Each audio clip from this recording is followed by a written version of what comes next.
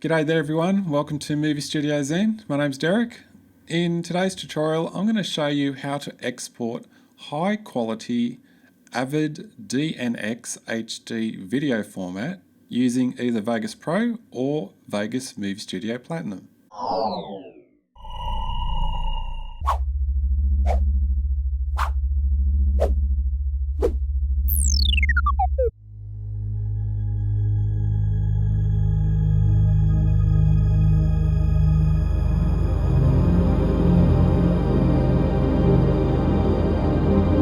This tutorial is part of a group of tutorials I've just uploaded.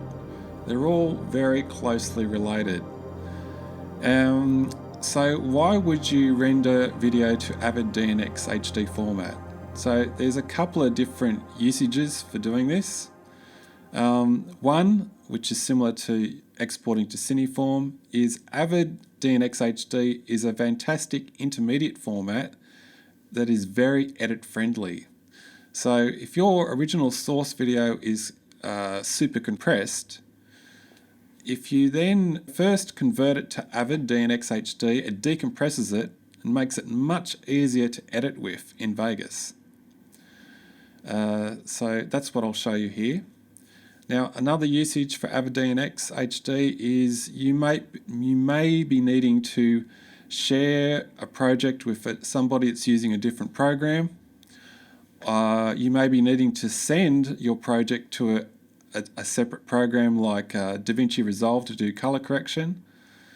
And to do that, you need to convert it into a format that the other program can read, but also another format that is super high quality so you don't lose any detail when you're doing all this re-rendering. I hope that makes sense. Really specifically, I think this tutorial will probably help Vegas Movie Studio users the most who would like to try and render their final video using Handbrake. So let's just get straight into it. There's a lot of technical stuff in this video, so I have written an article like I always do. The link's up there. That's got more steps, more stuff than what I'll talk about in this video right now. Let's get onto the computer and I'll show you how to set this up. Avid DNxHD codec is not included in any version of Vegas. So we first need to download and install the free codec pack that you can get from the official Avid website. If you go to my article and scroll down to this section here, where can I get the Avid codec? I've got a download link, press that. This is from the official source, so it's perfectly safe. And you want to select codecs LE_2.7.3 Windows. Press that, download the file, install it. Make sure that Vegas is not turned on when you do that. Then when you're finished, you can boot up Vegas and I'll show you what to do. Now, as I mentioned at the beginning of the tutorial, this process will work in Vegas Pro and Vegas Movie Studio Platinum. If you're using Vegas Movie Studio Platinum, depends on what version you're using, but you need to get into the Render As window. If you go to Project Render As, that'll do it. But if you don't have that option, just go to Make Movie, Save to my hard drive, Advanced Options, and then you'll be there. For the rest of the tutorial though, I will be working in Vegas Pro 15. Okay, let's go File, Render As, and you need to select QuickTime 7, which is the .mov file extension format. Then on the templates, select 3 megabit per second video. This is just our starting point because we're going to customize it. Then select Customize Template. First setting, make sure you get your frame size to match your source video frame size. Frame rate, this is where you need to pay attention. So officially, the maximum frame rates supported by the free version of Avid DNxHD is 30 frames per second progressive. If you're working with 50 frames or 60 frames per second progressive, it is not officially supported. However, thanks to one of the forum members on the Movie Studio Zen forum, George told me about a trick which seems to do a nice job. So I'll show you that once I go through the standard setup. So first run through, I'm just going to use 30 frames per second. Field order, make sure that's correct. For most people it's going to be progressive. In the video format list, scroll up and select DNxHD codec. Then select configure. Set your color levels to 709.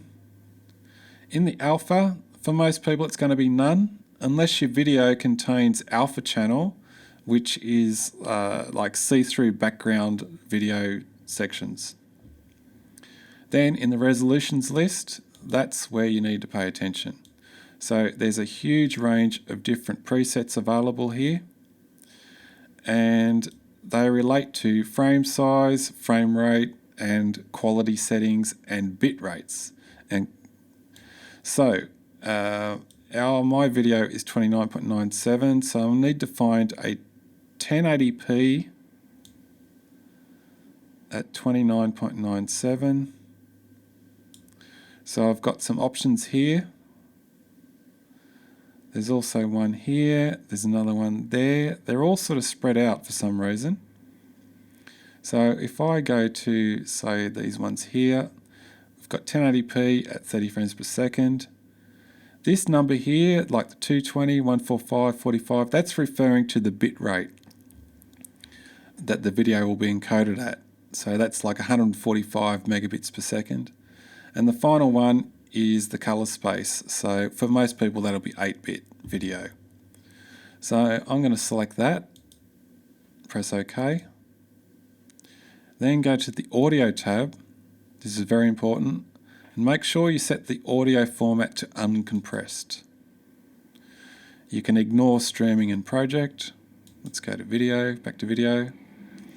And at this point, if you wanted to, you could actually name and save your new custom template. So I'm going to call this 1920 by 1080-29.97 DNxHD. Quality was 145 and it was 8-bit. Press the save button. OK. And now you can see we've got a new custom template saved in the list here. Check your output folder, check the name of your file, and press render. When my video was finished rendering, going into the folder, and you can see the original video was almost 40 seconds long. And our file size is almost it is 735 megabytes, which is quite large. So that's super high quality. Probably for a lot of people that's overkill, but I just thought I'd show you that as an example. So you probably in reality will want to select much lower bit rates in all those different Avid DNxHD template settings. For the second thing, I'm going to show you what happens when we put in higher frame rate video. So I'll get rid of that, drop in another little test video. Let's go, so this time it's 60 FPS or 59.94. Go back into File, Render As, Customize, and this time make sure to change your frame rate to the higher frame rate. If you're working with 50p video, just type in the figure manually. And let's press configure. So this is where the little trick is that it seems like even though there's not strictly, actually hang on, before I say that, I've got to show you this. These templates here with the eye next to them, that is not 60 frames per second progressive, that's interlaced. So don't be fooled into thinking that's the correct template. What you need to do is just simply select one that's exactly half. So let's say this one here, 29.97, 100 megabits per second. But the critical thing is to make sure your frame rate setting here is correct in this window. Now if you do that, when it gets rendered, it will actually render at that frame rate. So I'll show you that now. Let's call this 60p. Okay, it's finished rendering. Let's open the folder. Now there is an interesting thing that happens when you render using this little trick with Avid.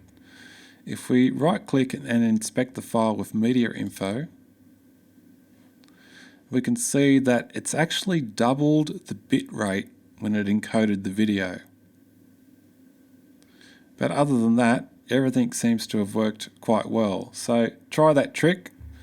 It's always worked for me. It's worked for other people on my forum. Give it a go if you are working with that high frame rate video. Now, there is something I almost forgot. If you're working with 4K video, you cannot render to DNxHD, but there is an alternative. QuickTime 7. Start with any old template once again. Now, first thing, make sure you get your frame size set correctly. So for 4K, we're going to have to do custom.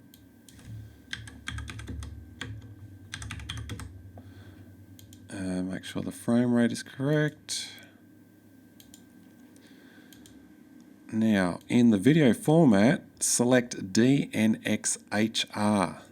That's the special codec for 4K only.